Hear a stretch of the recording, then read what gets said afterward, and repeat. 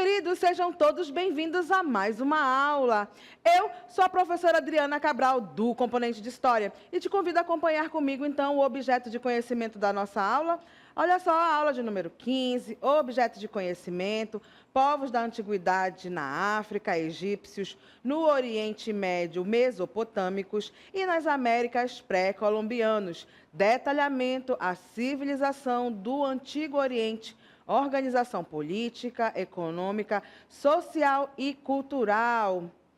E vamos, então, trabalhar duas grandes civilizações da antiguidade, que são quem? Os persas e os fenícios. Acompanhem comigo, vamos lá.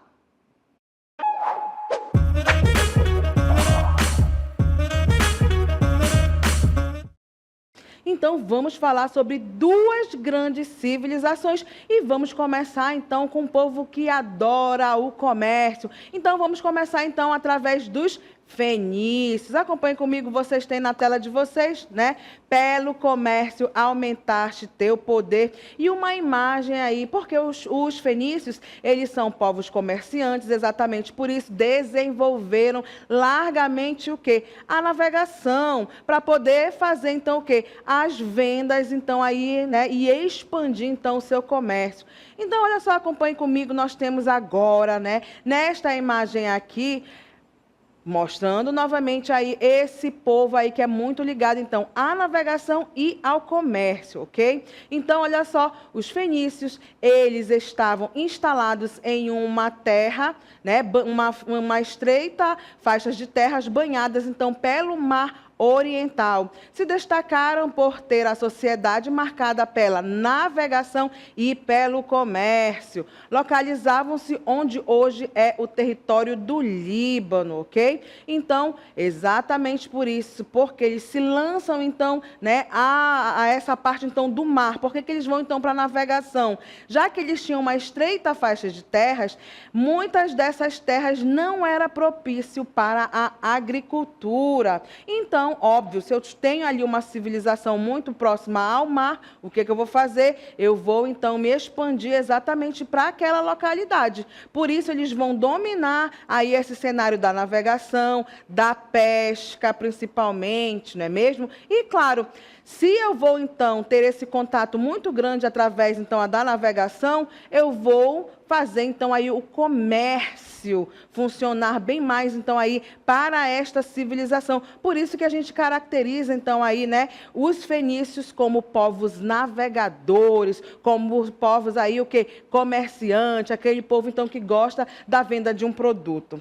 Olha só, essa atividade, então, da navegação se desenvolveu devido às características do território, que se estendia, então, por uma faixa de terra reduzida e pouco propícia, então, aí à agricultura. Desenvolveram 3 tipos de barcos: a pesca, né, barco de comércio e barco de guerra. Então, observa aí novamente uma caracterização, então, importante dessa civilização, ok? Que é, então, estar em contato com a navegação. Por isso, então, já que a estreita faixa de terras não é propícia à agricultura, eu vou, então, para a pesca.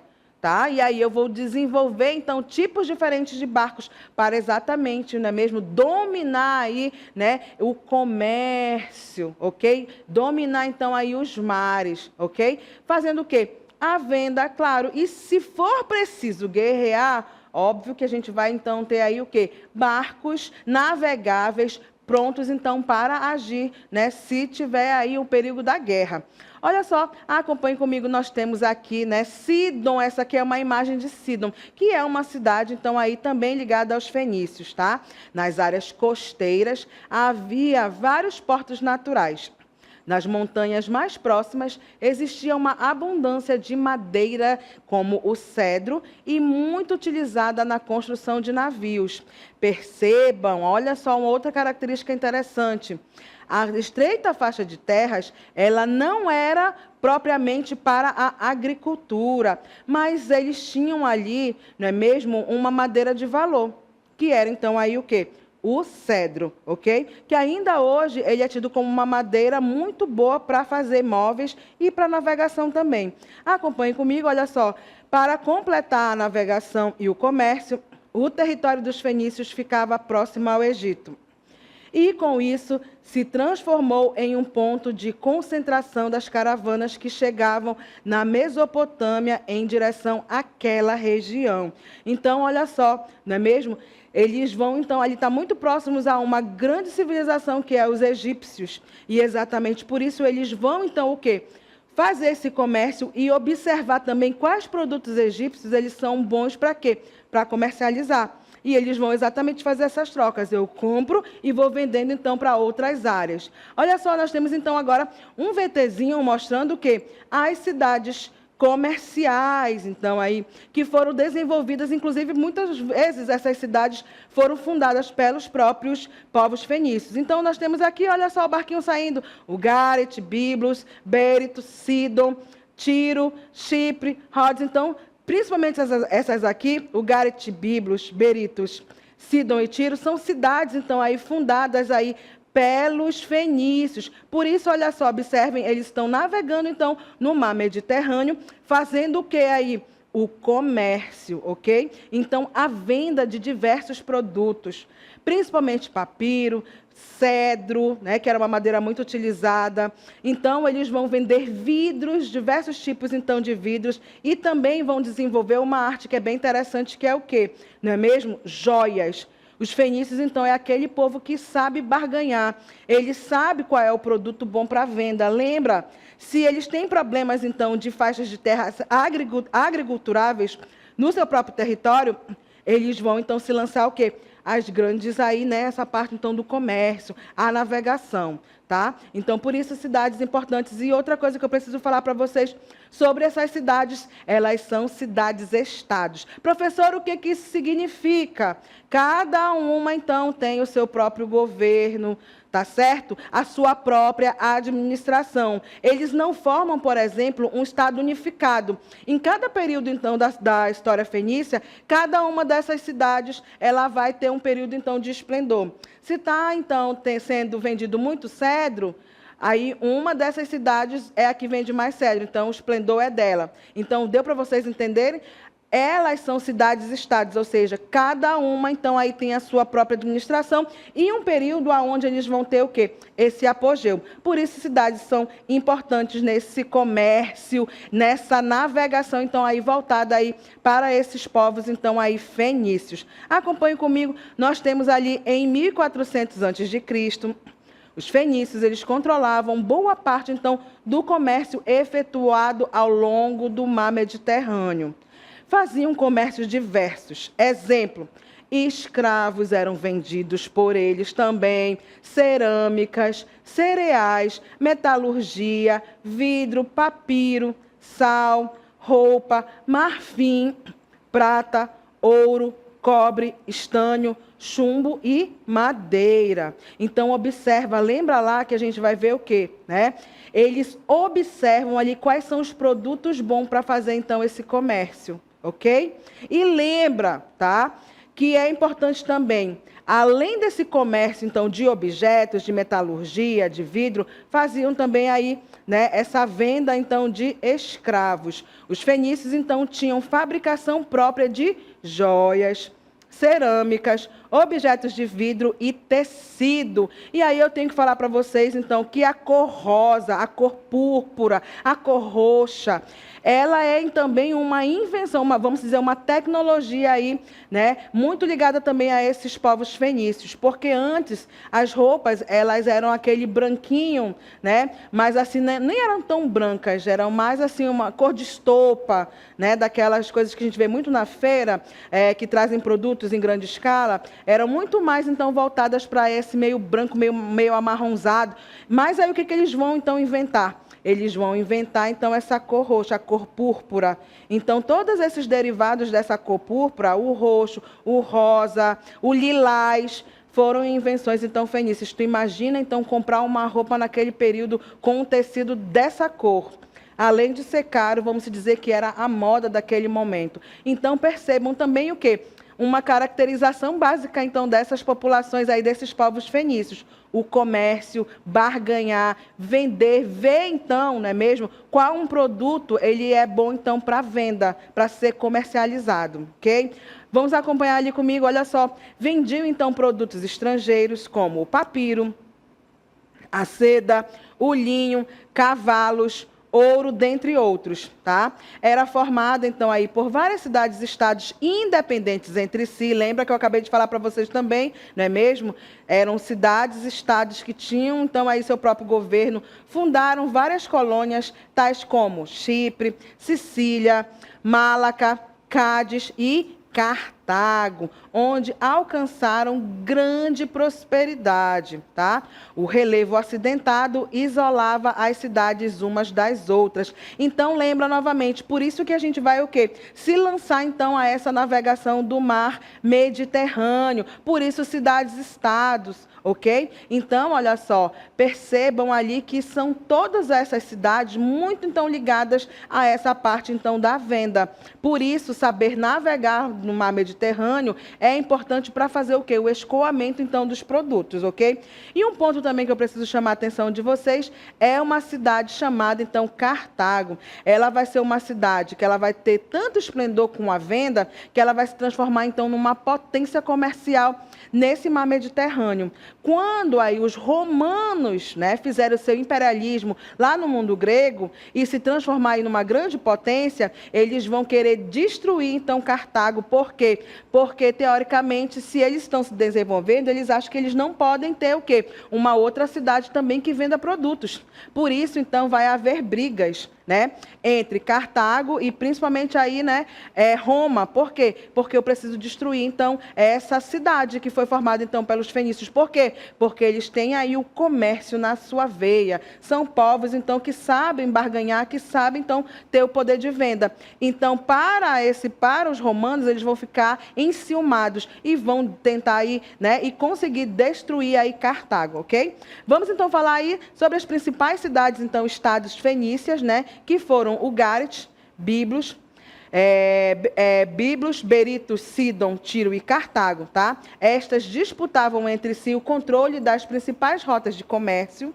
Curiosidade fenícia, né? Por volta de 1400 a.C., a liderança cabia a Biblos, cidade que trocava o famoso cedro fenício por papiro com os egípcios e comercializavam. Por isso, mais tarde, a palavra Biblos, né, que era, como os gregos chamavam os papiros, passou a significar, então, olha só, os livros. Que legal. Então, percebam, né, que ali a raiz são as invenções, então, da antiguidade que chegam e estão presentes na nossa sociedade. Afinal de contas, nós estudamos nos livros, não é mesmo? Com a ajuda também, não é mesmo, dos livros. Então, os livros eram o quê? Né? Era lá os bíblios, eram então o quê? Né? Os papiros. E aí a gente vai, então, ao longo do tempo, transformando, não é mesmo, né, aqueles papiros numa coisa só, que é, então, os livros didáticos que nós todos conhecemos e que estudamos, não é mesmo? Agora, um ponto principal também que eu preciso dizer a vocês é que os fenícios foram os grandes inventores, então, aí do alfabeto. Se nós sabemos ler e escrever, temos, então, aí, não é mesmo, que agradecer, de certa forma, né, aos fenícios. Acompanhe comigo, nós temos aí, então, a invenção, então, aí do alfabeto, tá? Os fenícios desenvolveram, então, o alfabeto. A palavra alfabeto é formada pelas duas primeiras letras do alfabeto fenício, o Aleph e o Bet, que passaram para o grego como alfa e beta. Eles inventaram o alfabeto para controlar e facilitar, então, aí o comércio. E vocês têm, então, na tela de vocês, não é mesmo, algumas desse alfabeto, então, aí fenício. Eles tinham muito mais, não é mesmo, vamos se dizer assim, não as vogais, tá? Eles tinham letras sem as vogais. Quem vai colocar, então, as vogais depois no alfabeto, para formar o alfabeto que a gente conhece hoje, são os gregos, ok? Então, eles têm muito mais o quê? As consoantes, tá? Depois é que os gregos vão adicionar, então, aí, né, as vogais. Então, o alfabeto fenício, ele possuía 22 letras, que são, então, as consoantes. Era um sistema mais simples que a escrita dos egípcios. ok? Então, ao longo dos séculos, muitas cidades fenícias foram atacadas e destruídas exatamente, né, por suas cidades ficarem em orlas do mar Mediterrâneo, tornando-se então presas fáceis para os inimigos. Elas foram atacadas por vários povos, como os hititas, que invadiram Biblos, e os exércitos de Alexandre Magno da Macedônia, que em sua expansão também invadiram aí as cidades fenícias. E aí vamos então lembrar, né, algumas coisas que são importantes para a gente caracterizar então aí essa civilização, essa civilização dos fenícios, que é o seguinte: localizado, então, hoje, o território, onde hoje é o território do Líbano, tá? Era formado, então, por cidades-estados independentes entre si. Lembra lá, Sidon, Tiro, Biblos, todas são cidades independentes, têm a sua própria administração. O relevo acidentado isolava as cidades umas das outras. Era um povo que se dedicava principalmente o quê? À navegação, ao comércio e ao artesanato. Então, a agricultura e a pecuária tinham importância secundária, tá? A abundância de madeira favorecia a construção de embarcações. Fundaram, então, aí colônias em torno do mar Mediterrâneo. Suas principais cidades-estados eram o Ugarit, Tiro, Sidon, né, Biblos e Sidon, tá? Então, aí, algumas cidades formadas, então, aí, né, pelos povos fenícios, e não te esquece também de Cartago, que também é uma cidade-estado importante, não é mesmo, dessa civilização, então, fenícia. E, claro, falei para vocês ali sobre o alfabeto fonético, é um de seus principais legados, inclusive influencia até hoje, não é mesmo? Porque nós, então, adquirimos aí o alfabeto e temos, então, aí, não é mesmo, o poder, então, da escrita. E lembra lá que o alfabeto, ele é exatamente criado por essa civilização fenícia. Por quê? Porque eu também preciso fazer as anotações das nossas vendas, já que eles eram povos navegadores, povos de comércio. Então, por isso que eles precisam inventar este alfabeto e dominá-lo para poder aí melhorar também o comércio. Ok? Legal essa civilização muito linda, né, de povos navegadores. E agora nós vamos, então, trabalhar um pouco sobre uma outra grande civilização também da antiguidade, que são aqueles povos que de longe cheiravam guerras, que eram quem? Os persas. Acompanhe comigo, olha só. Atualmente localizado, então, no Planalto do Irã, fica a leste do Crescente Fértil, entre a Mesopotâmia e a Índia. Nessa região montanhosa e desértica, os medos e os persas construíram sua sociedade. E vocês têm, então, aí um mapinha, não é mesmo? Essa parte, então, dos persas fica ali próximo aos montes Zagros, tá? Como vocês observam, então, aí no mapa. No início, os medos, eles tinham a hegemonia do território e controlavam os persas. A mudança ocorreu com o surgimento do comandante Ciro, em 550 a.C., que derrotou os medos e permitiu que os persas conquistassem toda a região. Então, é a partir de Ciro, né, que vai conquistar aí um grande território que compreendia, então, o quê? A Ásia Menor e toda a Mesopotâmia. Os domínios persas foram ampliados ainda por Cambises, que conquistou então o Egito em 525 a.C., na Batalha de Peleusa, e Dário I, que dominou a Ásia até o Vale do Rio Indo e também uma pequena faixa, né, uma pequena parte então aí da Europa, ok? Então nós temos aí dois grandes nomes, né, que foram então aí primeiro o Ciro e agora o Dário, ou Dario, porque em alguns livros ele aparece com o nome escrito acentuado e em alguns sem acentuação. Então, o importante disso é que o Dário existiu e ele se chamava, então, o Dário I, ok? Inclusive, vocês têm aqui a imagem exatamente dele, que foi aí o governo de Dário I. Ele foi, então, o período auge, né, do Império Persa. Devido ao tamanho do território persa, o Dário I empreendeu, durante seu governo, uma reforma administrativa. Os domínios persas, então, foram divididos em satrapias. satrapias, tá? Então, um grande aí, né, líder então dessas populações aí ligadas então aos povos persas. E agora acompanhe comigo uma cidade que ele mandou fazer, né, mesmo mandou levantar, tá? Que é então olha essa imagem linda e majestosa, Persépolis, tá? É também aí uma das grandes cidades então aí ligadas aos povos persas. Okay? E olha só, vamos então falar um pouco sobre essa parte, então, não é mesmo, de como que eles governavam. Nós temos então aí as satrapias, não é mesmo? Então, cada satrapia era governada então por um sátrapa que organizava a arrecadação de impostos e contava com um secretário-geral e um comandante militar. Para facilitar a cobrança de impostos, Dário criou, então, uma moeda única, chamada de dárico. Além disso, criou um sistema, né, um eficiente sistema de estradas ligando aí, né, as satrapias. Então, percebam o que ele vai fazer, não é mesmo? Então, cada satrapia é uma localidade ali, né, uma cidadezinha pequena, né, que está sob o comando, então, aí, né, dos persas. E elas eram comandadas, então, por quem? Pelos sátrapas, tá? E aí, Dárico, não te esquece, é a primeira moeda, então, aí, ligada a esses povos persas. E nós temos, então, construções, então, de estradas, e principalmente uma tecnologia que essa civilização, ela vai criar, é o quê?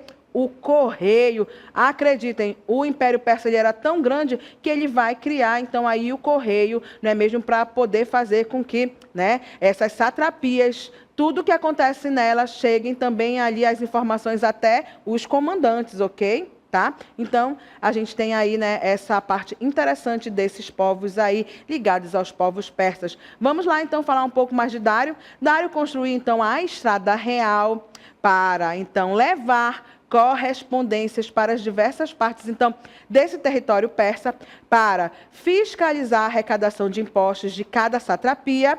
Havia, então, aí um grupo de funcionários conhecidos como olhos e ouvidos do rei. Essas ações garantiam o desenvolvimento da economia baseada no comércio entre as várias cidades englobadas pelo Império Persa. Olha que linda, chegando, então, aí nós temos o quê? A Estrada, né, Real, que é também, né, por onde passava toda essa parte, então, do quê? Do comércio, tá? De também o quê? Né? Dos correios. Então, lembra lá que a gente viu que o Dário, ele vai construir, então, a Estrada Real para melhorar o quê? Né? O funcionamento e a comunicação. Imagina aí, olha só, nesse mapa, o vasto império, então, que os persas eles vão dominar. E eles dominam territorialmente vários povos, ok? Então, exatamente por isso, construção da Estrada Real, aonde, não é mesmo? Vai, teoricamente, passar, então, essas mensagens ligadas aí aos correios, porque os governantes precisam saber de tudo que está acontecendo, não é mesmo? Em cada satrapia. Olha que história interessante, não é mesmo? Então, o Império Persa, né, mesmo, tem aí também, né, as suas invenções que ainda estão presentes na nossa sociedade, né, atual. As cartas dos nossos boletos chegam, não é mesmo? Então, olha só, quem é que inventa o correio? Está aqui, então, essa civilização persa. Dário, então, tentou conquistar a Grécia, mas foi derrotado. Seu sucessor, Xerxes, também foi vencido pelos gregos. O Império Persa acabou sendo conquistado em 330 a.C. por Alexandre o Grande. Então, observa que o Alexandre o Grande ele está só observando, né, ali se é ou não uma grande civilização para fazer o quê? Não é mesmo? Para ir lá e pegar aquele povo para si. Então, percebam a importância também de ter uma constituição territorial importante, né? Já que o Império Persa realmente vai ter, então, aí, não é mesmo? Uma grande extensão territorial. E quem é, então, aí o governante, o comandante, então, dessa antiguidade, que não vai querer dominar, então, esse povo, não é mesmo? Então, exatamente por isso que eles caem ali, não é mesmo? Só ali sobre o jugo, então, aí, do Alexandre o Grande. Os povos, então, dominados pelos persas, podiam conservar seus costumes, suas leis, sua religião e sua língua. Eram obrigados, porém, a pagar tributos e servir ao exército persa. Desse modo, o exército persa era numeroso e bem treinado. Então, né, tá aí. Tem, então, esse poder da guerra no sangue também, né? Os persas, ok? Então, gostam dessa expansão territorial. E quando a professora falar em expansão territorial, percebam também que são povos guerreiros, porque tem que, teoricamente, né, se sobrepor a uma outra civilização. E nessa antiguidade é realmente guerra homem a homem. Por isso, então, esse poder militar, o poder territorial, ele é importante, ok? Vamos falar então um pouco sobre a religião persa. Acompanhem comigo, olha só, né? A religião persa, no início, era caracterizada pelo politeísmo. No entanto, nos séculos 7 a.C. e 6 a.C., um profeta chamado Zoroastro criou as bases de uma nova religião na Pérsia. De acordo, então, aí com o Zoroastro, a posição religiosa de um indivíduo dependia da escolha entre o bem e o mal. Isto é chamado de dualismo religioso. Então, percebam também que, olha como essa sociedade também se faz presente nos dias atuais, tá?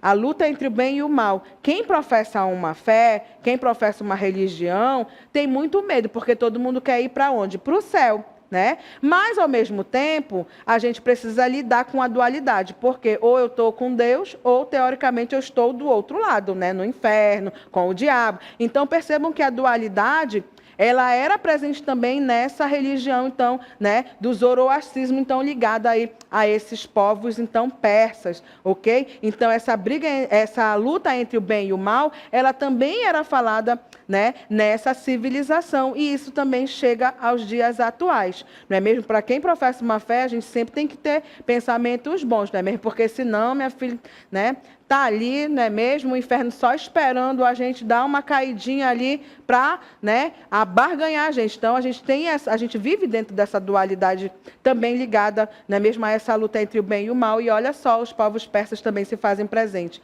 Então, olha só, assim, o bem e a sabedoria, eles eram representados pelo deus Hormuz, enquanto o mal e as trevas eram representados pelo deus Arimã. Dessa forma, então, o dever dos homens era o de praticar o bem e a justiça para a vitória final, então, de Hormuz. Ou seja, isso significa dizer que, apesar da dualidade que existem, né, a briga entre o bem e o mal desse povo persa, teoricamente, tudo terminaria, então, para o lado do bem. Era isso que, então, a crença deles. Apesar deles falarem muito dessa briga entre o bem e o mal, o bem prevaleceria. Então, ou seja, né, mesmo que houvesse essa luta entre o bem e o mal, teoricamente, aí todos estariam, então, salvos para essa sociedade, porque para eles o bem ia prevalecer, ok? Então, vamos nos se liga nessa história? Olha só, vamos caracterizar então aí, né, essa civilização persa. A antiga Pérsia é o atual território do Irã, originou-se da fusão dos medos e persas. A expansão do império começou no reinado de Ciro e teve grande impulso sobre o reinado de Dário, tá? Religião, então, aí ligada ao zoroastrismo, atribuída a Zoroastro. Então, né, a gente tem aí a visão dualista, e o livro sagrado estava tudo escrito, então, ali, né, no livro Avesta, que era onde tinha nessa luta entre o bem e o mal. O império era dividido em satrapias, províncias. Cada satrapia era governada por um sátrapa, que era o representante, então, aí do rei persa, tá? Os sátrapas, eles eram fiscalizados por inspetores reais, eles eram olhos e ouvidos, então, aí do rei, cobravam pesados impostos dos povos dominados, mas respeitavam as suas culturas. Então, percebam aí a importância dessa extensão territorial que os povos persas, né, tiveram aí fazendo, então, o seu imperialismo. E lembra lá, por isso, a importância, então, principalmente ali, não é mesmo, da estrada real para levar o quê? As informações de cada satrapia. Afinal de contas, o governante, ele gostava de saber se os impostos estavam sendo pagos e se isso chegava, então, até, né, as suas mãos. Então, por isso, a importância da estrada real. E aí, não é mesmo, a criação então aí do correio, porque ele precisava realmente saber, né, se nessa grande extensão territorial tudo realmente estava funcionando e ele exercendo então o seu poder, né, em toda a região.